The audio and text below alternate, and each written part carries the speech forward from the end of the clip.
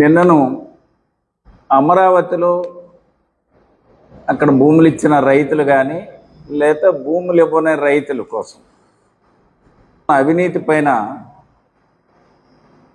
తెలుసుకోవడానికి కోసం వైఎస్ఆర్ పార్టీ ఓ task force టీంని అరేంజ్ చేసి గౌరవ మాజీ ముఖ్యమంత్రి వర్యులు శ్రీ వైఎస్ జగన్మోహన్ రెడ్డి గారు ఒక కమిటీ నియామకం చేసి స్వయంగా అక్కడ ఉన్న రైతులందరూ వచ్చి అతనికి సమస్య చెప్పడం వల్ల నేరుగా వెళ్ళి ఆ సమస్యను తెలుసుకొని పరిష్కార మార్గాన్ని లీగల్గా ప్రయత్నిద్దామని జగన్మోహన్ రెడ్డి గారు ఆదేశించడం జరిగింది.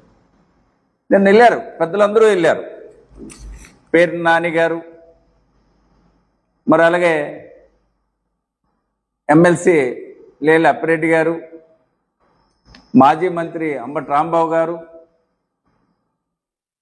మరి జిల్లా పార్టీ అధ్యక్షులు అవినాష్ రెడ్డి గారు, ఇతర ఎమ్మెల్సీలు, మాజీ ఎమ్మెల్యేలు, ఎక్స్ మినిస్టర్సు స్వయంగా టీముగా వెళ్ళి పరిశీలించడానికి కోసం అమరావతిలో ఉన్న ఆ ప్రాంతాన్ని సందర్శించడానికి, ఆ రైతుల త్వరగా కష్టాలు తెలుసుకోవడానికి కోసం నిన్న బయలుదేరటం జరిగింది. ఏం జరిగింది? చంద్రబాబు నాయుడు గారు చేసే పరిస్థితి ఏంటి? చంద్రబాబు నాయుడు గారు ఆలోచన ఏంటి? ఇది అమరావతి అనేది ప్రజా రాజధాని, ప్రపంచంలో ఎక్కడా ఎవరు కట్టనంత బ్రహ్మాండమైన రాజధాని కడతాను, ఇది ప్రతి